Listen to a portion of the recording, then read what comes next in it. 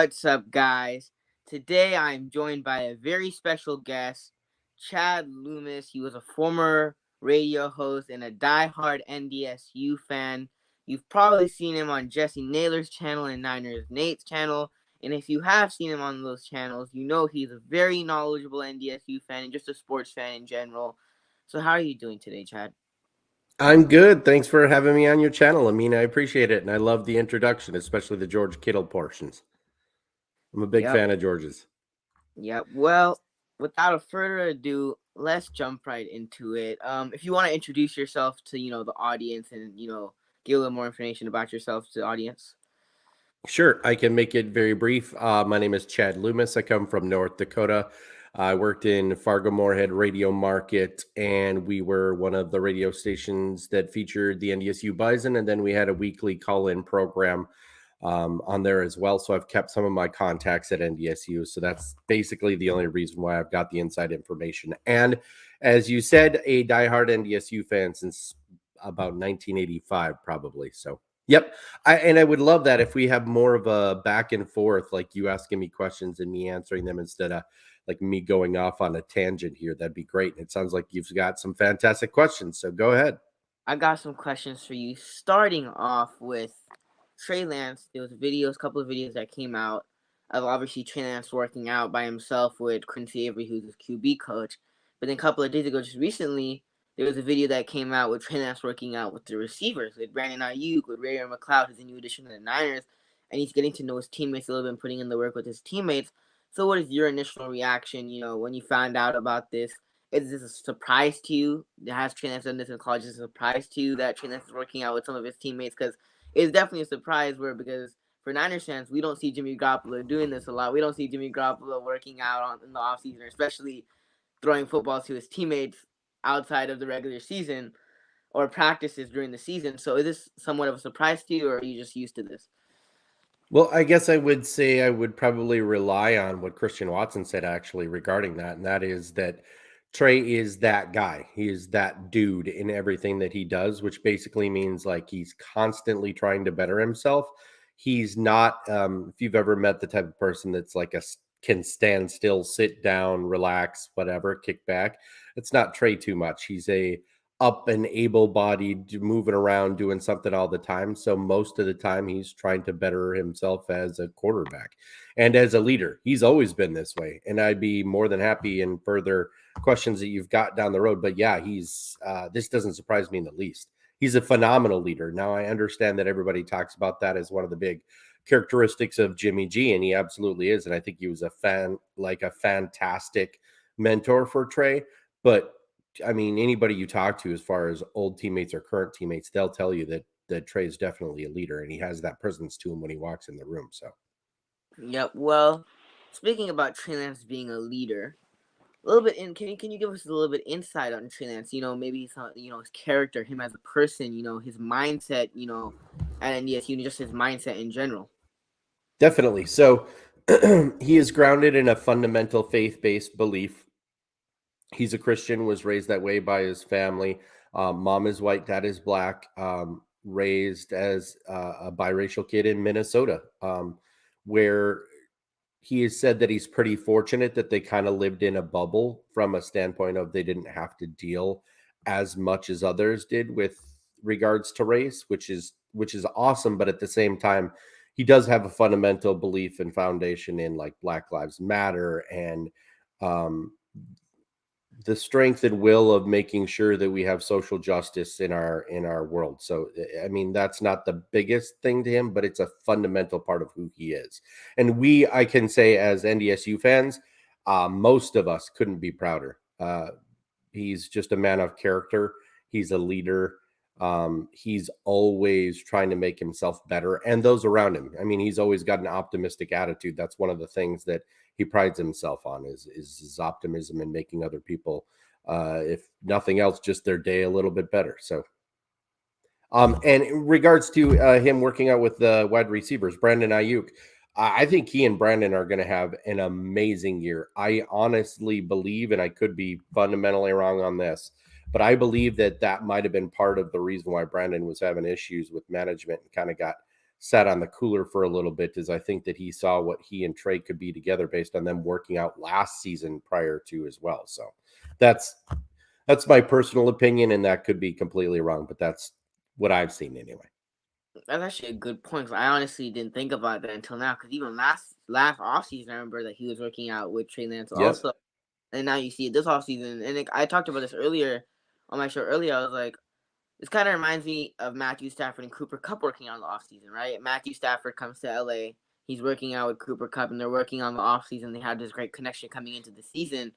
And Trey Lance, if he is a starting quarterback, which I think he will be, then he gets an opportunity to do that in games with Brandon Ayuk, and they might have a really good connection with each other. So, Absolutely. I see Brandon Ayuk as a Phoenix Sproles from NDSU standpoint. Phoenix was he is number 2 wideout, also the cousin of Darren Sproles, and just a phenomenally good person. And they were roommates, and they're the best of friends. Very much like he and Christian still are very close. Not the same level, I don't think, as Phoenix, but yeah, they're definitely good friends yet. yeah, I heard Phoenix was at his draft, was at the draft with him, and he was at the draft with Trey Lance. And I heard like the Yep. story of him. There was like a bowl of Snickers, and he ate all the bowl of Snickers because he was that nervous. So Yeah. they And seem pretty close. yeah, and he was like, and I wasn't even getting drafted. Absolutely. Yeah, Yep. yeah, they They hung out last 4th of July at this is a question that I'd love to ask Trey sometime, just like some inside information. They were at this place called Zorba's, which up in Minnesota is very well known for being a pizza place on the lake.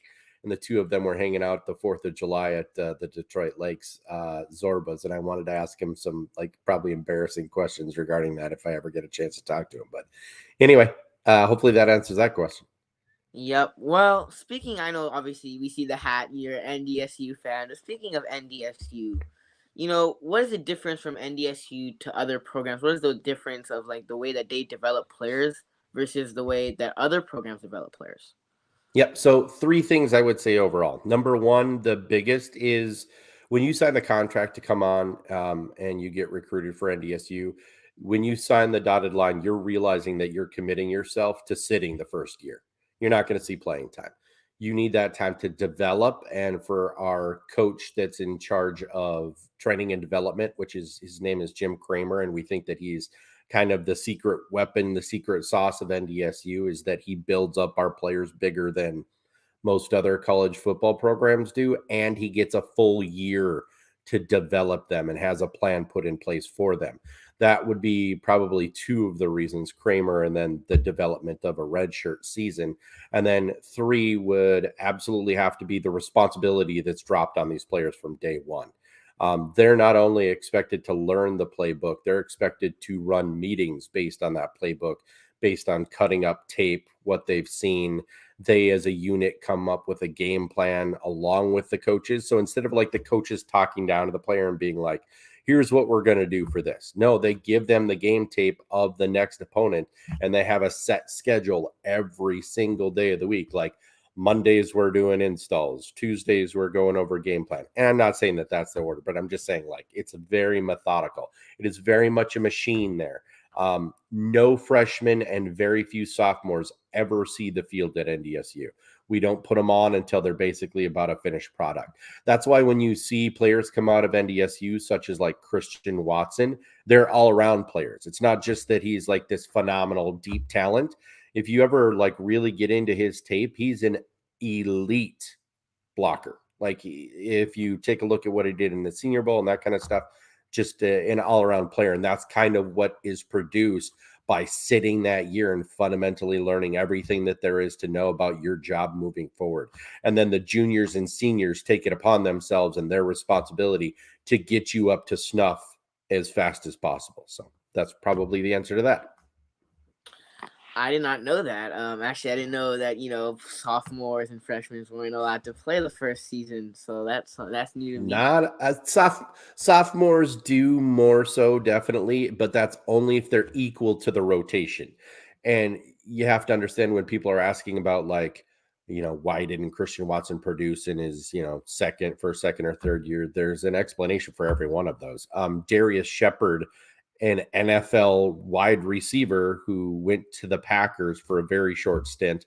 was in front of Christian Watson. So he was our number one wideout. We didn't need Christian at that time, even though we knew that we had basically hit a home run in recruiting him. So, yep, that's your answer there.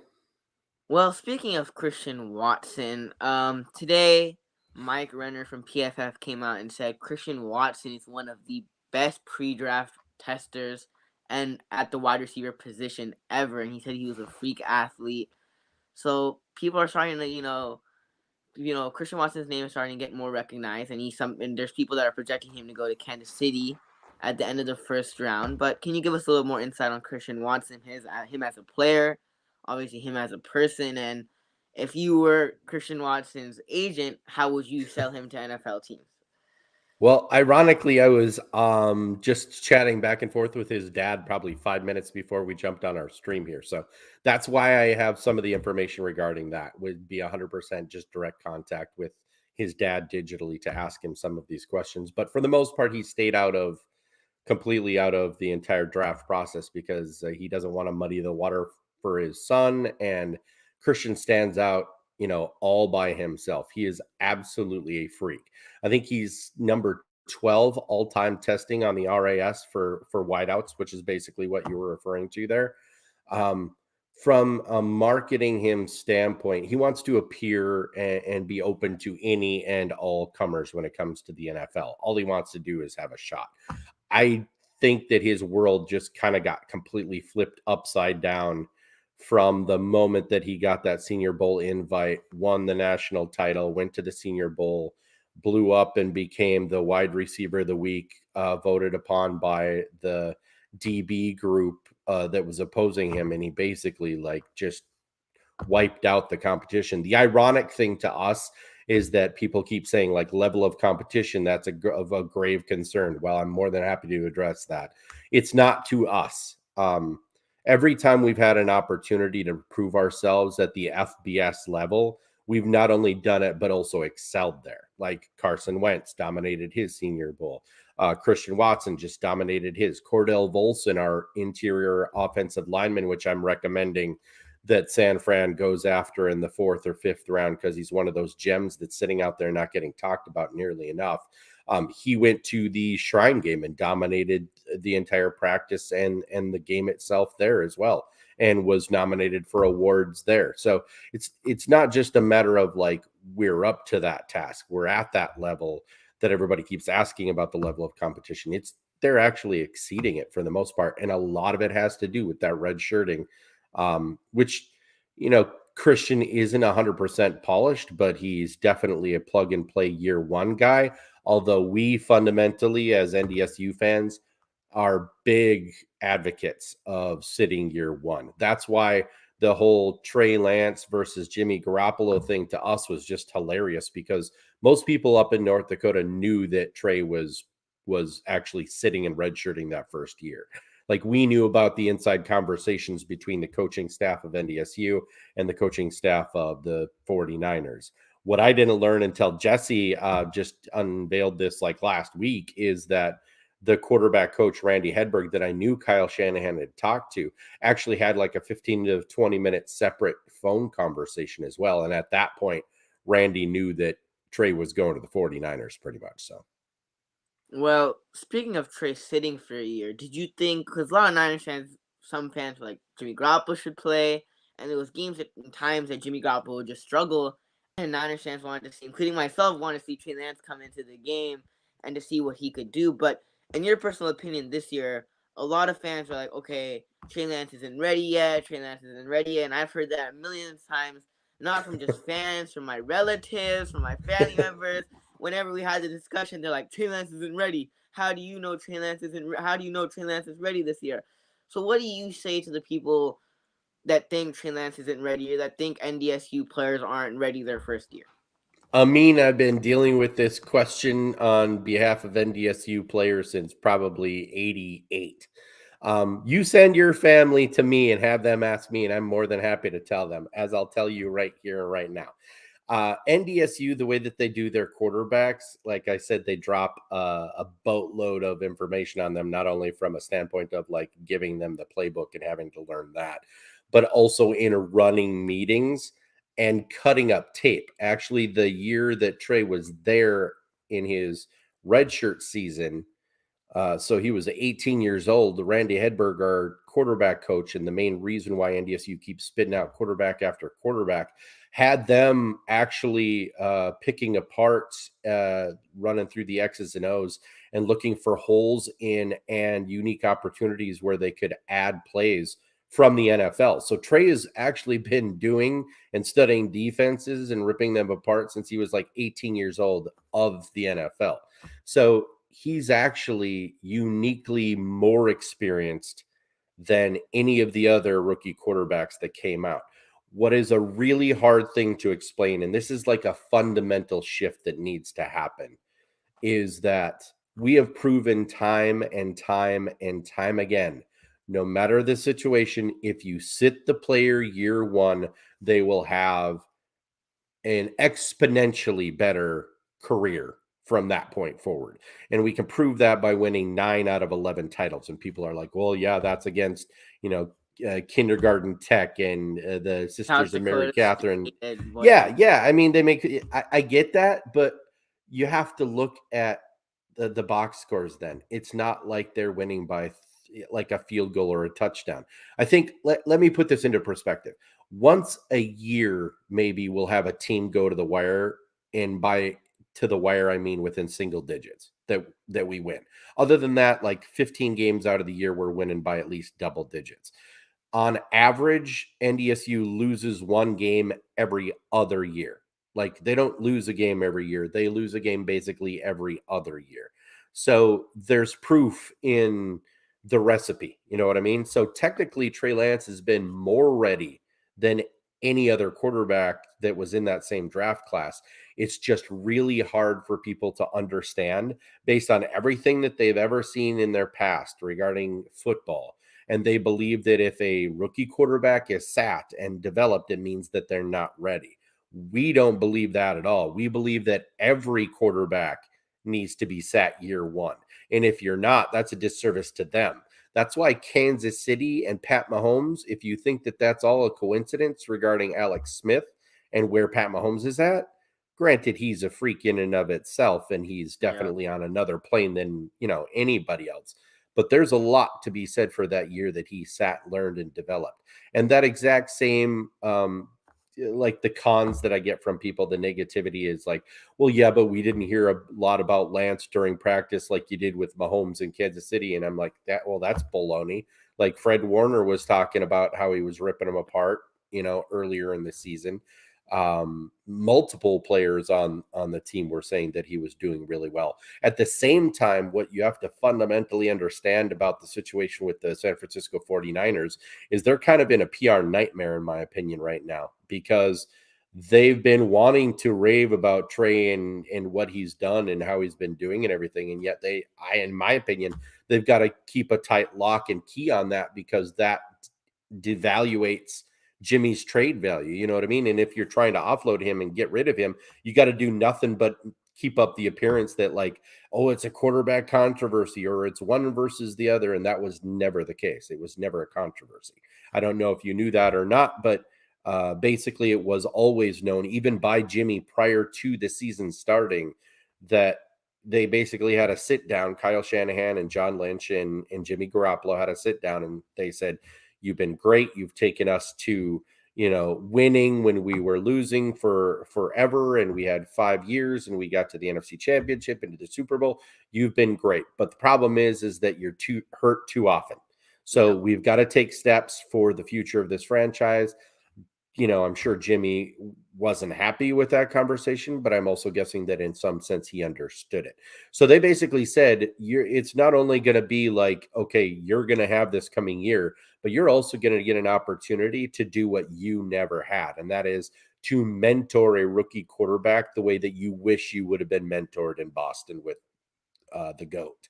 And everybody knows, for the most part, that Jimmy was treated like crap by Tom Brady while he was up there. So it was a unique opportunity. So NDSU fans, we're big Jimmy Garoppolo fans. Huge. He was the perfect type of quarterback for Trey to learn under. So for us, it's always been, it's Jimmy last year and Trey this year. And if you look at it from that standpoint, nothing that's been happening in the PR world of the San Francisco 49ers doesn't make sense. Like, it completely makes sense if you look at it from that aspect.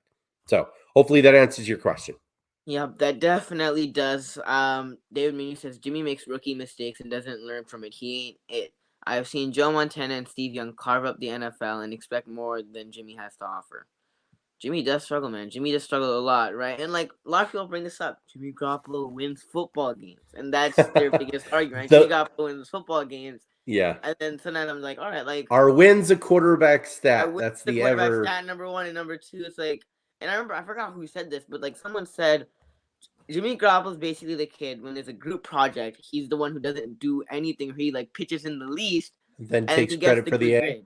Yeah, and then he gets the A, and everyone's like, "Oh, Yeah. he still got the A. He was a part of the group. He got the A, but he does the least amount of work, right?" So that's Listen, what we Jimmy Garoppolo. feel the same way about Kirk Cousins. And I don't know if you knew this or not, but I'm a Minnesota Vikings fan. I'm actually not a 49ers fan. I I know guess in a most people sense are. they'll be my second team now. But Most people anyway, are. I know Trey's favorite team growing up was Minnesota because I know he lived in Marshall, Minnesota, so his favorite team was also Minnesota Vikings. So yes. And unfortunately, as always, my team lets talent slip directly through their fingers from in-state. So the rumor last year was when the Vikings came around to their first pick, they were thinking about trading up. But if they were going to trade up, it was going to be for Justin Fields. And let me tell you right now, that would have been a mistake. And I got nothing against Justin Fields. He's just not Trey Lance. yep. Moving on to the next topic, another NDSU quarterback, Carson Wentz. I mean, Yes. Carson Wentz has just been up and down, up and down. It's been ridiculous for Carson Wentz. His first year struggled at times, but showed some flashes. And his second year played like an MVP candidate. Probably would have won the MVP if he played the whole season, if he didn't get hurt. And then sadly, he got hurt. But that whole season, he was just lighting the NFL up. I remember one of the games where he was getting the pocket was collapsing and he eluded the pressure, and he throws it like 50 yards downfield for like a touchdown. Like, so that season, Carson Wentz was special. Then he got hurt, and then he came back the next season. There was issues in Philadelphia, and I specifically remember because I would love to watch those back and forth between Dan Orlovsky and Max Kellerman because they were going back and forth on Max Kellerman. Oh, I know all about Carson. Yeah, Carson Wentz is trash. Carson Wentz is not good. And then Dan Orlovsky's like, Max, you don't know football. You don't know what you're talking about. Carson Wentz is throwing to practice squad receivers. And he didn't have the greatest year. I remember. Yeah. And then he goes to Indianapolis, right? And then in Indianapolis, we had high expectations, obviously. We expected the Colts to probably win the division because you look at the offensive line outside the receivers, that team was still pretty good. We didn't know what Jonathan Taylor was going to break out this season. He was good, but we didn't know he was going to break out the way he did this season. And then he didn't have the greatest year either. They lose to Jacksonville last game of the season. He threw 2 interceptions. And then he gets traded to the Commanders, right? I was like, all right, the Commanders want Carson Wentz. For whatever reason, they're willing to give up assets for Carson Wentz. But what is your whole thoughts on, Carson Wentz's NFL career so far?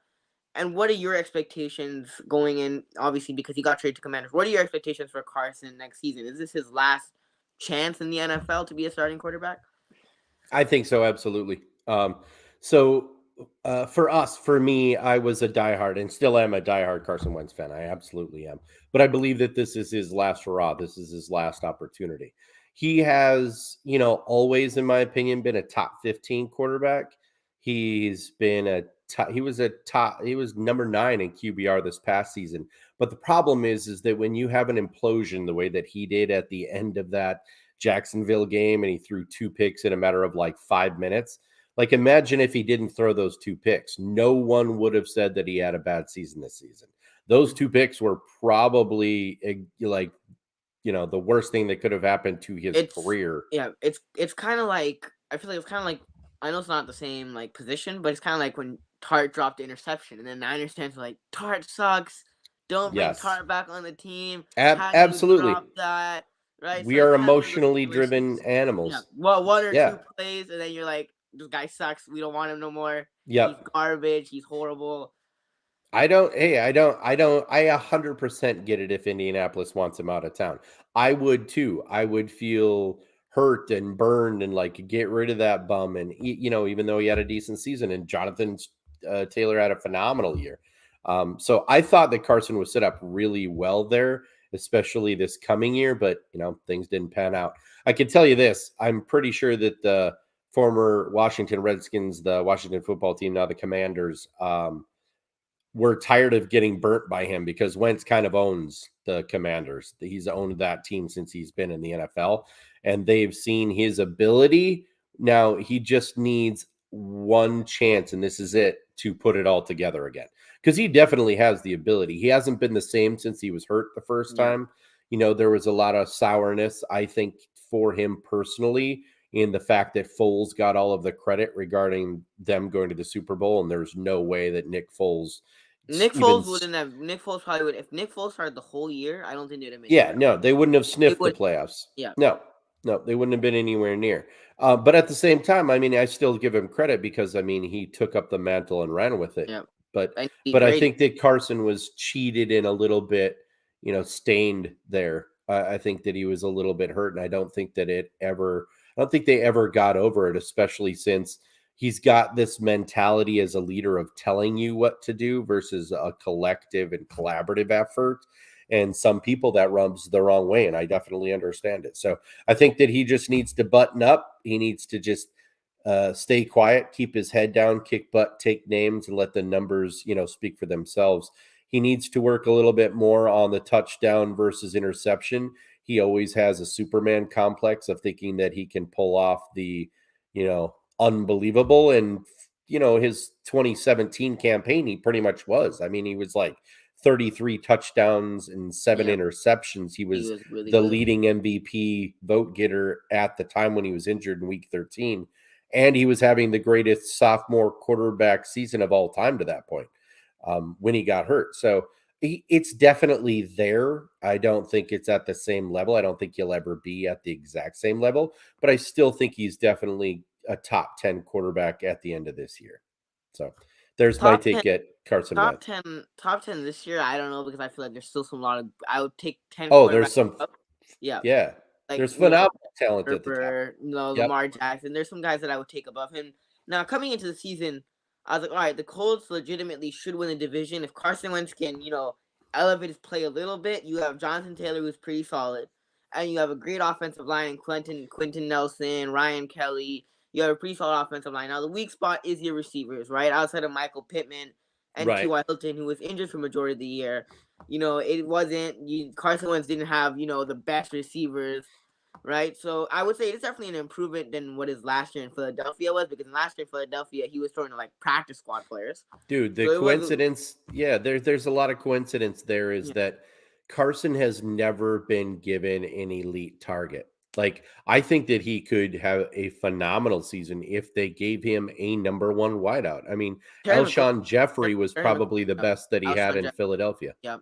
Other Alshon than that, Jeffrey. he had Nelson Aguilar, who had hand issues, and he was Yeah. like the worst for drops that season. They Mhm. also had Deshaun Jackson, who couldn't stay healthy and was there for like 2 games or something. Yeah.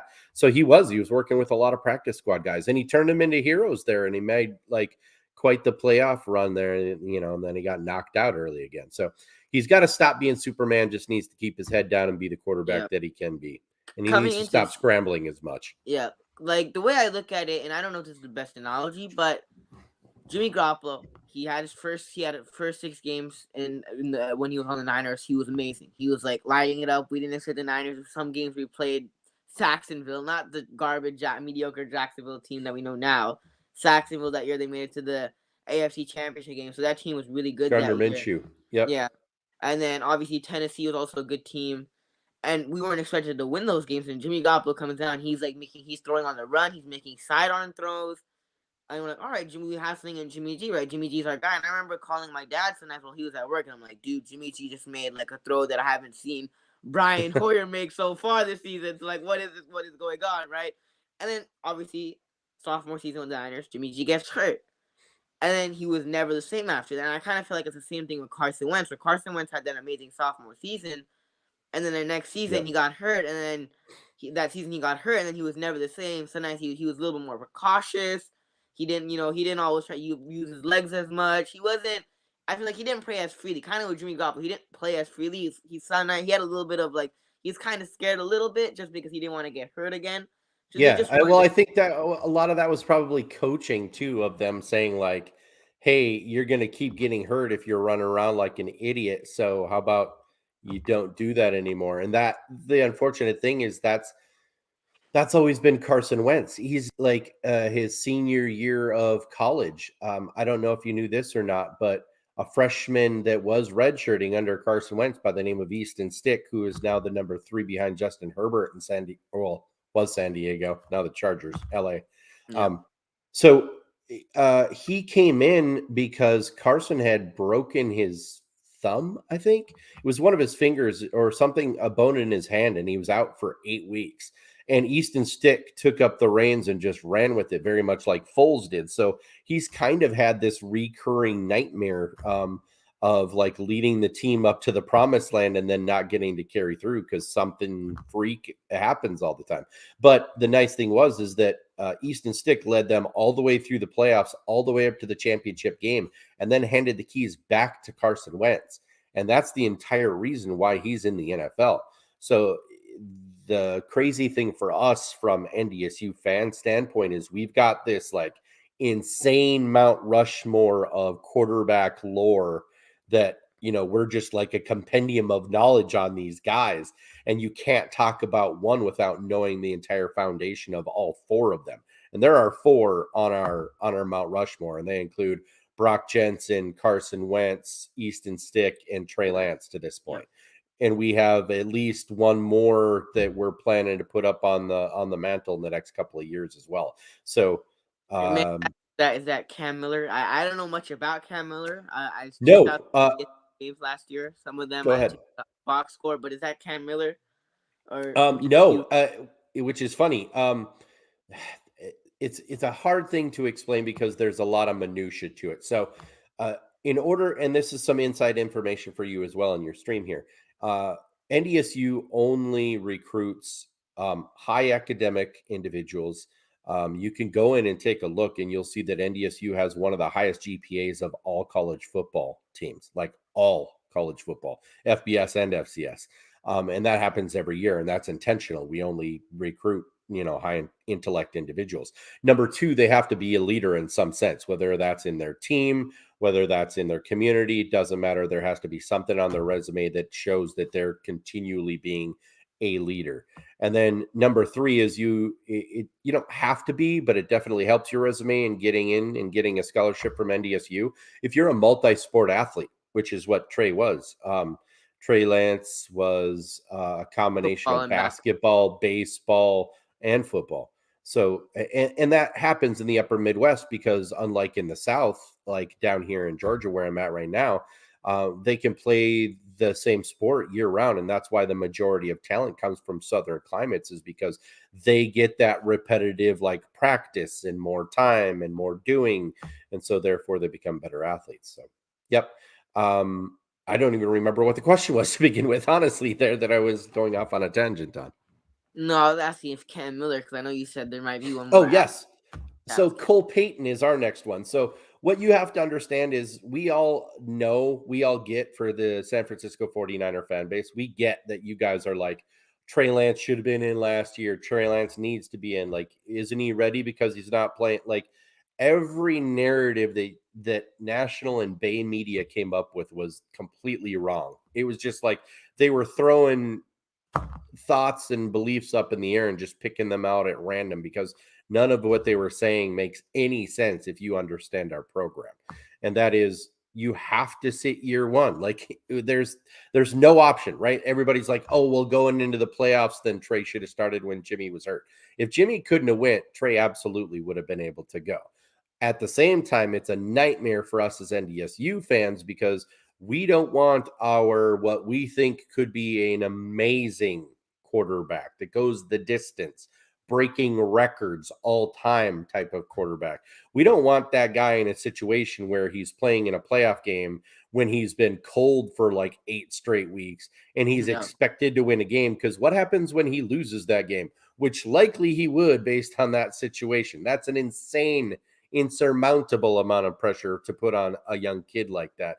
And the fan base immediately would have been like soured on him if he loses that one playoff game. So I'm really glad that they kept him on the bench. And he only brought him in basically when they needed to, when Jimmy was hurt, which is in NDSU, it's all a checkbox. Everything is a list. It's a checklist. Okay. You have to knock them out one at a time, and they're always the same. It's like you learn the playbook, you learn how to cut up tape, you learn how to put together a game plan, you lead meetings, you become a leader, you install and instill in all of the players that you are the leader that's fundamentally knows what they're doing, knows every play off the top of their head. It's not only our quarterback's job to know the playbook, but it's their job to call the protections. Most of the time in college football, that's done by centers. And most college football teams also aren't in a huddle, where in all of the NFL they are. And Trey was at NDSU, where we're one of the few colleges that still huddles and calls out the plays, there, and brings the guys up to the line, checks out around, looks at everybody and what the current defensive set is, and they go, okay, well then this is the adjustment that I need to make, or here's the protection that we're going to need, and that's what they're calling out. So that's like an entire another level, right? So all of this stuff is incorporated in that first year, in addition to the physicalities of it. Like they need to build him up in weight training exactly where they need to have him. He needs real game time play. He got all of that. So for us, for NDSU, every check mark box that needs to be filled has been properly checked to this point in time.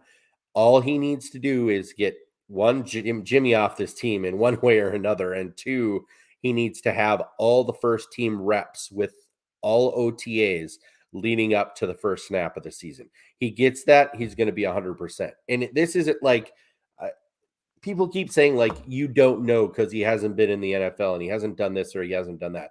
Yeah, our formula spits out being ready. That's what I'm saying is he will be ready.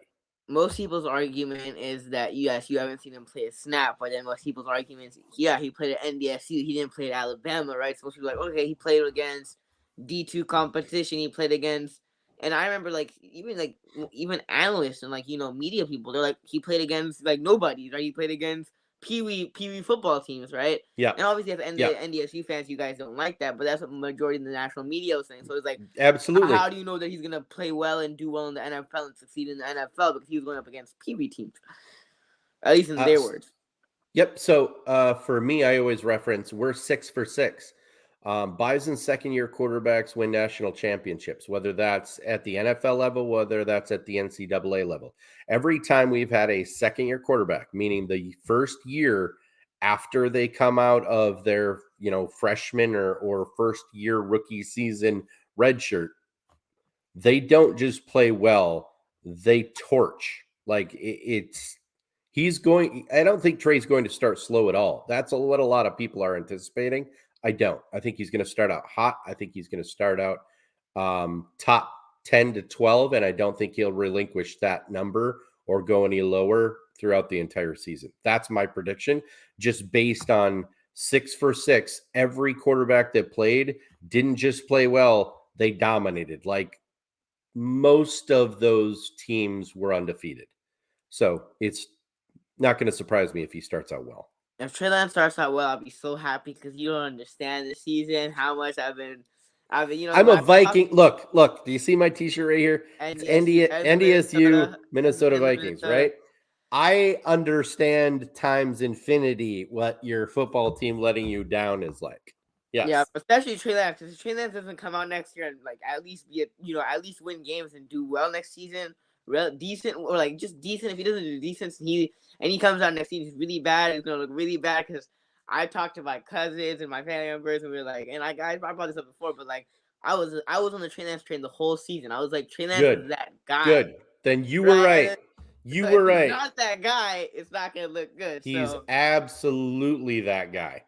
He's going to be, and I've said this a number of times. He's going to be a top 5 quarterback in the first 3 years. Period. That's my prediction. I have spent my own money making that same prediction with Carson Wentz, and I cashed out. So there you go. David says if the trade partner doesn't develop, then Lynch should do the right thing and cut Jimmy G and after he clears medical so that we don't have to pay that $7.5 million injury clause. I would have cut Jimmy already, right? I agree. I agree completely with that. I don't think it's going to cause, like, I've been looking forward kind of into a crystal ball in this regards. Is I think they've got about a week and a half before there are going to be some ripple effects that the likes of which they can't fathom, that are going to happen from a toxic negative standpoint. So yeah, I think they need to get rid of him in the next week and a half in one way or another. I hope so. He's like, I mean, even after the season, like, he was crying and it felt like almost like the last dance. It was the last dance. Oh yeah, he knew. Yeah, he knew. It was just that he was injured and that they couldn't offload him. Yeah, and then for whatever reason, now the Niners like, okay, we're waiting until the draft, or we're not. Well, it's not for whatever reason. It's because the trade market doesn't want to take on an injured quarterback. Nobody wants Jimmy, right? Like, just straight up, nobody wants Jimmy. With the shoulder surgery also, right? Like, nobody wants a quarterback who's not going to be ready for OTAs. They're not going to be even throwing a football until I think you would have gotten rid of him had he had his surgery at a different time. And I don't know enough in that regard. Like, half of your fan base, it feels like, are accusing him of intentionally doing it at the wrong time or his agent doing something like that. I don't know. I don't have any opinion on it either way. I have no speculation. I don't know the situation. I just know that he needs to be gone, and it's got to be pretty fast, just for Trey's development, personally. Yeah. Well, Trey Lance, obviously. What are some specific abilities that you saw from Trey Lance that stood out to you the first time you saw him? Before we jump in that topic, I remember Swan said they can play red shirts in 4 games, ? Correct. 100%. It's a really cool rule that they came out with. I want to say probably around 5 years ago, Swan. And I know you. It's good to hear from you. But yes, every freshman gets four games to actually redshirt, which at NDSU we're still like, no, we don't want rookies anywhere near that field representing us. But there are a couple that do get a couple of games, and it's kind of cool, especially since Cole Payton, who is the next quarterback that we were talking about, and I forgot to actually answer your question when you were asking about Cam Miller. That's the crazy thing about NDSU is, one, yes, it seems like in today's day and age, now that we're kind of labeled quarterback U, that it's almost a straight shot to the NFL. If you're a quarterback, I mean, like, you might as well pretty much, celebrate with a birthday cake and throw confetti if you get, if you basically get taken on as a NDSU quarterback. The problem is that people don't realize there's a lot of pressure on that as well. Elite 11 quarterback Quincy Patterson, who transferred over to us, couldn't hack it. Like, he couldn't do it. He's a phenomenal talent. He's a great running quarterback, but his arm got exposed, and so he got benched. And Cam Miller, who had gotten benched originally, I was wondering what happened to him, because I remember seeing a documentary. Cam started, and then Quincy came in just as like the new toy. You know what I mean? He was a Virginia or West Virginia transfer, or Virginia Tech transfer. Who was an elite 11 quarterback. How can you not want an elite 11 quarterback on your team? Well, it turns out that NDSU is kicking out better quarterbacks than the elite 11 quarterbacks. And that's, I mean, it sounds boastful and conceited. It's not me, it's NDSU. You know what I mean? So, so there's your answer to that. Cole Payton is the guy's name. So what I was saying earlier is, while I can understand your frustration with having Trey Lance on the team and him not playing, let me tell you, you have no idea. Imagine having to go through that every single year with the new toy quarterback. That's what we have to go through. And Cole Payton just finished his freshman redshirt season. So he's been this amazing, like, talked about legendary southpaw, our first lefty that we've had to lead the troops. But the problem is we've got Cam Miller. And how do you bench Cam Miller when he just led us to another national championship? So that's the demand of an NDSU quarterback. He's like not only, it's not only good enough to win but the difference is that Jimmy G never reached the promised land. Yeah, imagine Jimmy G. Imagine if Jimmy G won the Super Bowl this year. Imagine what that situation would have been, where Trey Lance would have then took over. That's what we're facing right now with Cole Payton and Cam Miller. Yeah. Yeah, well, So Cam Miller actually absolutely. won the chip, so that's the difference. Yep. But obviously, speaking on Trey Lance's ability, what are some specific abilities that Yes. stood out to you about Trey Lance? Obviously, because his first season, and I remember him. I heard he played a couple of games, and it was like couple. I've heard some plays of him. Obviously, I remember one time I heard one of his coaches, I think his offensive coordinator, like where Trey Lance dropped a snap and he picked it up and he took it all the way to the house, and then he was like, okay, Tyler what? Roll and Matt Entz. Yeah, Yes, yes. So in like two of his first three plays, he scored rushing touchdowns, which is insane because he was nowhere near the end zone in either one of them. His very first play, actually, he ran, it was a broken down pass play. He went through his progressions, nothing was there. He took off and ran it 45 yards to the house. In the very next series that he got an opportunity, they were down to like the 10-yard line, I want to say.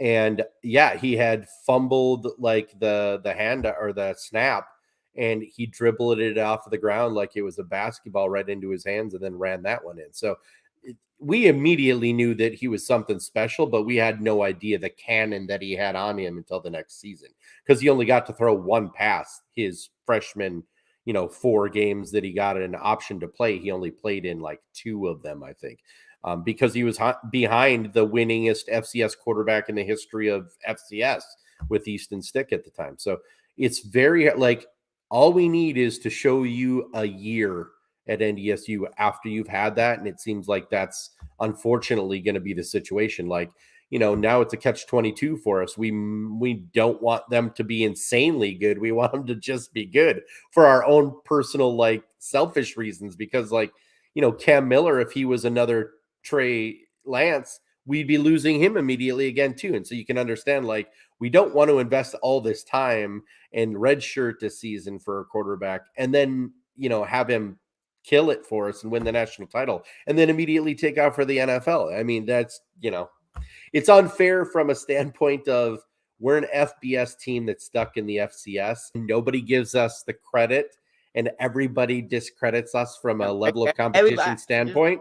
But yet Everybody. at the same time, they're stealing all of our players. And yeah, it's a catch-22. So anyway, in regards to Trey Lance, and I keep avoiding the answer to this. So some of the special things that I originally saw, I'll get into the Butler game in a second, but his run and gun ability, it's a little unique versus most other running quarterbacks. So for the most part, with elite running quarterbacks, they have to stop, right? They run, they stop, they get planted, they throw. Trey doesn't have to do that. He can throw with accuracy and with that same speed because most of his cannon comes from his arm and not so much like his whole body contortion. Yes, when you're talking the 85-yard throws that he can throw, absolutely, but not when we're talking about the lesser, longer throws. It's kind of hard to explain, but he definitely has the ability to throw off balance while running. That was one of the unique things that I saw to his game. Number 2 would be his insane maturity and decision making. It's that he had an elite X's and O's talent that was not talked about. You know what I mean? Because it's not one of the tangible things that you see every day. It's not something that you look and you're like, oh, he read that defense and adjusted at the line of scrimmage and made the perfect call and got us a first down versus where we probably would have gotten stuffed. Or like he sees that a DB has his weight shifted onto the balls of his feet and looks like he might be, eyeballing and sneaking towards the right sideline. Like these are the things that he was trained in by his father from a defensive back standpoint himself that he was in high school. And his dad was his coach. And as his coach, his dad recorded every single game and practice and everything. And then they went back home and went through it on game film. And he actually taught him how to study tape from a very early age. So that's why when he went to NDSU, Randy Hedberg was elated with the ability of not only to cut up game film and take a look at it, but Trey all along, before Randy came along, knew what he was looking for in regards to cutting up a defense. So that's why he's going to be a tacticianer, man. I think he's just going to dice up like a surgeon defenses just because if Kyle learned his lesson, they're going to go deep early with Trey, and that's the key to him. That's why 90% of Christian Watson's output happened in the first quarter. It's because they always went deep early because it opened up everything on the underneath. So, but yeah, so his mind, his defensive intellect, his X's and O's knowledge, his run and gun capabilities, and his conservative, responsible, mature play at such a young age was like exemplary to me. So I guess those are the things that stood out. That was very informative. Informative. Thank you very much for that. You're welcome. We have two more questions before we wrap up the show. Go. Last NDSU question of the day, and I personally don't know enough to talk about this, but you probably know enough to talk about this. Easton Stick versus Yep. Trey Lance versus Carson Wentz. Who would you say? I'll have to choose questions. Who would you say was the most successful to the least successful, and who would you say at their time at NDSU was your favorite to your least favorite? Who did you enjoy watching the most, and who did you enjoy watching least out of these three players? Okay, so most successful and least successful, I'll probably need a little more criteria to that if you'll break that down for me. Do you mean in college overall as a quarterback, in the Overall, as a quarterback, NFL predictions? you could consider everything, right? Like you consider their Okay. So, accomplishments, right? Not just winning football games, but like accomplishments. I yep, don't know what they. I think they have Walter Payton Award in FCS instead that of is our state, Heisman. right? Yep, that's our So like Heisman things award. like that, you Yep. could include everything, right? It doesn't have to just be like, oh, Yep. you win football games. Okay, so the cool thing is like, okay, Carson Wentz won 4 national championships. Easton Stick won 5 national championships. Trey Lance won 2 Whoa. national championships, right? Okay. So, like, if you go to NDSU, we have this saying that says, those who stay will be champions.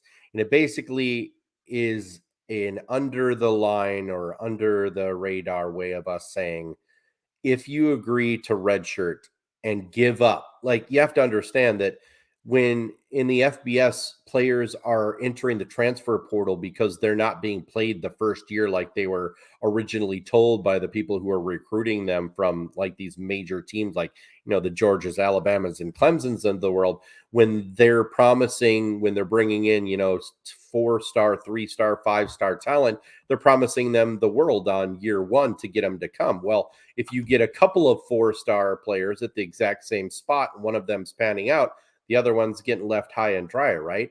So they transfer to another school to be able to be a starter there. So this is NDSU basically saying you're not getting to start no matter how talented you are. Look at Christian Watson. Who on God's green earth would ever put that kid on the bench? NDSU would. Who would put Trey Lance on the bench? NDSU would. Who would put Easton Stick? NDSU would. Who would put Carson Wentz? All of them. There's like, that's the magic sauce, and nobody wants to listen. And everybody's like, oh, Trey must not be ready because he's on the bench. Where all NDSU people are like, oh, Trey's going to be ready because he's on the bench. You know what I mean? Like, we see that and we salivate. You see that and you see a problem. So that's like the fundamental change that needs to happen in people's brain pans when it comes to rookies and being ready, and especially with NDSU players. So I'll break this down for you from a standpoint of who the best is to the least, I would say, as far as like talent and overall success and all that stuff. And then I'll tell you in NDSU's lore, probably who is the top and the worst. So definitely Trey Lance. I'm 42 years old, and Trey Lance is my favorite football player of all time. And he hasn't played a single snap in the NFL. And you guys are all going to see why I say that. Because when he actually takes over a game, which Kyle's had all this time to drop plays for him, Trey's going to go off in September. There's no doubt in my mind about it. So when that happens, you're all going to be like, oh, like all of a sudden everybody's going to be an expert, and Chad's going to be sitting here just like, I tried. I don't know how. I went on 18 streams. I told 50,000. I don't know how many. I tried. Right. So, but definitely Trey Lance, the most gifted, talented, most focused, everything. He's got it in spades. Because Carson Wentz is a very close number 2. He's just not as athletically gifted as Trey Lance is. And Carson has phenomenal everything else. One of the things that I say about NDSU quarterbacks that you can apply to all of them comes from Randy Hedberg's tutelage, and that is always training them that somebody is on their 6. So that elusiveness that they used to say, like, oh, Carson's a magician. you're going to see Trey doing some elite scrambling this year and getting open and getting his, wide receiver some extra time. So it would be Trey Lance, Carson Wentz, Easton Stick, and then Brock Jensen. Those are the top 4. That's in order of their talent. Now for NDSU quarterbacks and those that are beloved by the fan base, it's almost completely opposite. It's absolutely, I would say, number 1, it's got to be Brock Jensen. Number 2 is probably Easton Stick or Carson Wentz, but Easton Stick, because look what he did. He went on to become the greatest FCS winningest quarterback of all time, and he gave up the keys on the day of the championship. He gave over the keys back to Carson Wentz for him to inevitably go on to the NFL. He was the reason for the tutelage of Trey Lance and like half of the reason why he was as good as he was. So we love him for that. And then it would probably be, Carson and then Trey. So yeah, opposite for popularity, but the exact that's probably our Rushmore. I'd love to hear from other Bison fans on the subject, actually. I asked you one more question also. Who would you say was your personal favorite? Like your personal favorite? Obviously, I know Trey. My personal is Trey because he's right. Yeah. Then it's Carson Wentz. If I were to pan around my basement here, which I call the Deep North, there are actually a number of like fat heads of Carson Wentz on my walls. So yes, I've just got to get some of Trey Lance, but Trey is in my opinion going to be the top.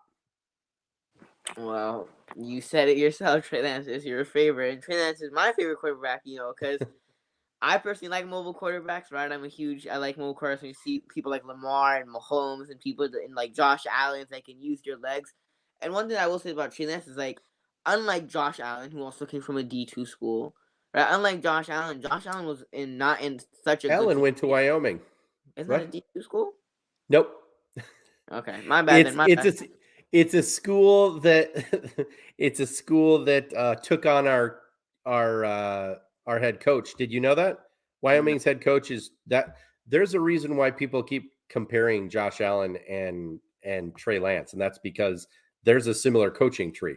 Because Craig Bowl from Wyoming was the first head coach that got us, I think, the first 3 titles or 4 titles at NDSU. I remember hearing that before Matt Enz was the head coach, there was a partnership with Chris Kleiman. And then the head coach, and they were like the winningest FCS coach and quarterback like duo. I forgot who the coach's name was, but yep, Chris Kleiman. Yeah, Chris Kleiman, who is now the head coach of Kansas State. And they have a quarterback out right now that I think is very similar to Easton Stick named Skylar Thompson. I think if somebody can get him on their roster, like as a QB2 or a QB3, I think he'd be a phenomenal starter one day as well. He's one of those guys kind of like Jimmy Garoppolo, like limited in his abilities, but he's also that type of leader that fundamentally can gather guys around him and get them to play at a different level. So.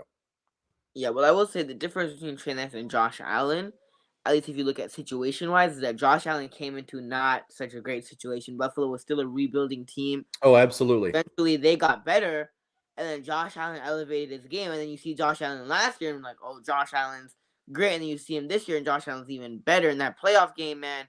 That playoff game that Josh Allen, I was at a Warriors game, and the whole section was all just watching the Bills and Chiefs game. Yeah, it's the greatest football game that's ever been played, in my opinion. It's one of the best. It's easily one of the best football games, and Josh Allen lit it up, right? But the difference is that the Niners made it to the NFC Championship game. There's a really darn good football team, right? So unlike normal teams, unlike normal quarterbacks, just regular quarterbacks, majority, if not 90% of the quarterbacks that get drafted in the top 5, they get drafted to bad situations and rebuilding teams and bad teams and with bad coaches or, just not a great team, right? You look at even this year with Jacksonville and the Jets, right? And then eventually sometimes teams start to get better. But at the same time with the Niners, you already have a team that made it to the NFC Championship game. You have some really good pieces in Kittle, Debo, you have Elijah Mitchell, you have Kyle Shanahan, right? So Trey is in a good situation. He's in a perfect spot. Yeah, he's in a great spot, right? Compared to other quarterbacks that get drafted in the top 5 because they have to wait a little bit because their team's usually not as good. So Trey's in a great situation because he's definitely on a great team with a pretty darn good roster with some solid pieces. I completely agree with you. I think he's in a perfect spot. As long as they hold on to Debo and can get rid of Jimmy, I think those are the two key things leading up to the draft and the OTAs and everything. And if everything stays smooth and Debo stays on the team and Trey can hold on to the majority of the pieces that you've got from a skill position standpoint, you've got weapons all over the place. I don't see any reason why you can't make the playoffs. I don't want to put the pressure on the shoulders of a rookie quarterback that you got to lead them to the Super Bowl, but I understand what your guys' expectations are. Most people, most, I like after Trey Lance just trying to play well, right? And if I think he plays well, I Yep. think he'll be fine to make the playoffs. But most fans' expectations, like, all right, it's Super Bowl or nothing, right? Because he made it to the NFC Yeah, Championship. that's the Most, problem. yeah, Yes. most fans are like, all right, Trey Lance better at least make it to the NFC Championship game, if not the Super Bowl. And the Yeah. way we're talking about Trey Lance, he should take us to the Super Bowl. I'm like, all right, he's still a rookie. Like we gotta chill out a little bit. It's only his first full year. I think the Niners will make the playoffs, but winning the Super Bowl, especially in your first full year, that's hard to do, right? That's Oh, really. absolutely. Well, it's never been done except for Ben Roethlisberger, right? So, I know Ben Roethlisberger well. I don't know if he won a Super Bowl in his second year. Did he? I don't know. yeah, it's his second year, I think he won a Super Bowl. I know. But that was the earliest that any quarterback had. Yeah, I know Brady also won in his second year. I think that full second year. I think maybe Brady also won it, but I'm not sure for 100%. Yeah, But might have been. Might have been. yeah, Brady took over Very, Bledsoe. very few and far between. Yep. Well, final topic of the day, because I know it's getting late for you over there. And Swan confirms he did win a Super Bowl in his second year. Final topic of the day. There you go. Will Trey Lance be the starter next season? Oh, hands down. No doubt about it. In my opinion, I shouldn't say no doubt about it. I don't want to be an absolutist that's saying like, oh, it's 100%. I think it's like 97%. And everything to this point in time, if again, you have the right narrative that I have said, and that is Jimmy 21, Trey 22, and nothing has changed from that standpoint other than they haven't been able to offload Jimmy, definitely. And even if it ended up being, which I don't think it ever will, a quarterback competition, I've said this unabashedly. Trey's been a better quarterback than Jimmy Garoppolo all along. It's just a matter of he was never a better NFL quarterback because he needed that year to learn. He also wasn't the best quarterback for the team last year because Jimmy Garoppolo's had like 5 years with these cats. He's got a loyalty built up in that locker room that's like none other. That's why you can't be muddying the waters and keep him on the staff if they go into the, spring training and the OTAs and stuff, because it's just going to create an issue back and forth. And it needs to be clear cut that Trey is the number one. If nothing else that comes out of the draft, if Jimmy doesn't get traded by that point, or if Jimmy hasn't been let go, they absolutely unequivocally need to at least let it be like nationally known that Trey Lance is QB1. And I know the frustrating part from Bison fan standpoint is we realize that's not Kyle Shanahan. He doesn't ever name a QB1. Yeah, He Kyle. loves the controversy of having either potential quarterback. That's why it was driving me crazy this past year when he's like, I don't know, we'll see whoever gives us the best chance this year or this week in regards to who was going to start. And if you looked at it from a redshirt standpoint, you knew Trey was never going to start unless he had to because Jimmy was hurt, which was always the situation. It was never a matter of this or that, except for the one instance when they were like, what, 3-5 or 2-5 or something like that. And then Kyle was getting some heat over his shoulder from John Lynch saying, like, might be time to pull the Trey Lance, ripcord and throw him out there into the deep end of the pool and hope he swims. I am excessively grateful to Jimmy Garoppolo for not only holding on, but leading the team back and also keeping Trey on the bench, because as much as it drives me insane for us to wait through that, it's vital to a really good quarterback, in my opinion. I think he will be a starter next season. Right now, it's obviously a little bit concerning that Jimmy is still on the roster, but at the same Yes. time, you honestly like one thing that you can't justify it. Like you can't justify what you gave at number one for Trey Lance and then sitting him for another year, Oh, and also definitely. can't justify keeping Jimmy Garoppolo on the roster because either way, the locker room and the team likes him, right?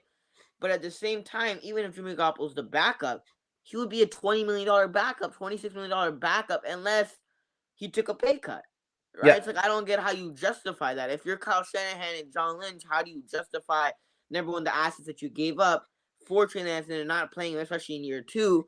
And then how do you justify keeping Jimmy Garoppolo on the roster at that Right. price, whether he's a starter or he's a backup? You can't And justify. there's this, yeah, there's so much to be said for the justification of it. Absolutely. At the same time, kind of our cardinal rule is you do not sit a second year Bison quarterback. That's like as faux pas and against it's like as much as everybody keeps saying that Trey Lance isn't ready and the world keeps repeating that, even though it's never been true.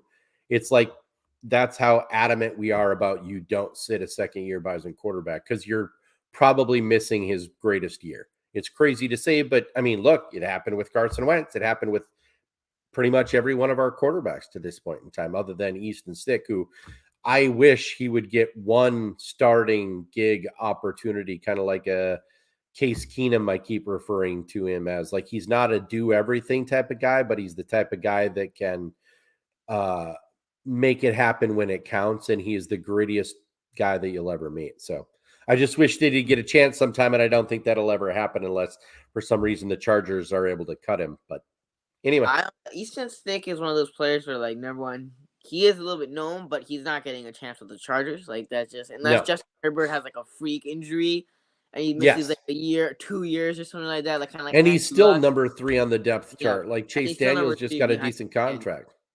yeah, but he's still number 3 behind Chase Daniel. Easton Stick is a tough one, but one last question before you get out of here: are you getting yourself a Carson Wentz jersey for next season, or you're gonna pass with the Carson Wentz No, jersey? I have an Eagles Carson Wentz jersey. I'm not going to get I did not get a Colts one, and now I'm grateful for that. Yeah. No, I'm not going to, even though my next door neighbor is a diehard Commanders fan.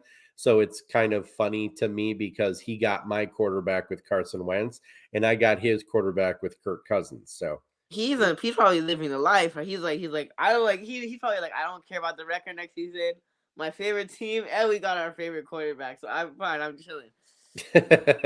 yeah, so you're right. I don't think Easton Stick's ever going to get a chance. And I'm a biased fan, but to pretend like Easton Stick is at the level of Justin Herbert is just rosy sunglasses. Now, Yeah, Trey Lance, I have bet the number of Oregon fans that he's going to end up better than Herbert. So we'll see if that pans out. yeah, we'll see if that happens. I would love I would love for Trey Lance to ball out next season. Oh, we all do. We We all all do. definitely do. And if Trey Lance can take us to the promised land, which would be definitely very hard, if he can do that, I see you pointing at the hat. But I really appreciate you for joining me. I know it's really late for you on the East Coast. You killed it, man. You definitely know your stuff about Bison football. I did not come into this. I was like, all right, it's gonna be basic, that him just talking, and I know you know your stuff, but then you start spitting out how quarterback's sad, and you give all these details, and Christian Watson's parents, and I'm like, oh, like this is Just being a fan, man. Like, I bet you could regurgitate the exact same type of information to me about the San Francisco 49ers, right? yeah, but not at the level that you can do it, man. You really know your stuff. You are a diehard Bison fan, and it shows just the way you talk That about Bison comes from football. yeah, it comes from being in radio regarding it and wanting to know everything there pretty much is to know about the team. And I don't know everything. There are definitely better compendiums to research from, but I love the team and I love the history and the legacy of it. And it's a culture. I mean, I could go on for days about the culture. We're really big in fullback. Our offensive linemen are like folk heroes. You don't get to play inside the Fargo Dome until you have played in negative double digits in single layers outside in Fargo, North Dakota. It's not for the faint of heart. So we're very proud of that. Like, it's the only thing that the state's got. If you think about North Dakota, pretty much no one knows anything outside of the Bison if they're a football fan I about know the state. Bison football is definitely huge, especially because you guys don't necessarily have like a North Dakota football team, or so. I know Bison football is We've got huge there. hockey from up north, but other than that, yes. Yeah, yeah, I know Bison football is definitely huge. But I really appreciate you for joining me once again. I know it's late over there on the East Coast. It's already 1:10 right now, so I really appreciate Yeah. you for joining me. You know your stuff, and it was a pleasure to have you on. It's one of my best shows, and I really appreciate you for joining me. Definitely got to have you on, especially if Trey Lance balls out throughout the season. Yeah. Definitely have you on again. I'd love Jamal, to be back, Amin, and I loved having you. yeah, it was a pleasure to have you on as well. Jamal said, Amin and Chad, hello, my friends, two legends gracing the streamlines tonight. Love Appreciate Jamal. He knows his stuff. Yeah, appreciate that, Jamal. If you haven't already, go follow Chad on Twitter at Faithful Trade. The link is in Yes, the please description do. to his Twitter. Go follow him on Twitter. If you haven't, you watched the show. If you've watched the show and you haven't followed him on Twitter, go follow him on Twitter. He knows his stuff. He's a diehard Trey Lance and a diehard Bison fan. So go show him some love. Go follow him on Twitter if you haven't already. I appreciate you for joining me once again, Chad. If you're not subscribed to my channel, we're only 10 subscribers away from 600 subscribers. So if you I haven't am already, subscribed now. if you haven't already subscribed, please go do so. It would be greatly appreciated. You're trying to get the 600 subscribers. I appreciate you all for joining me, and we'll see you guys next time.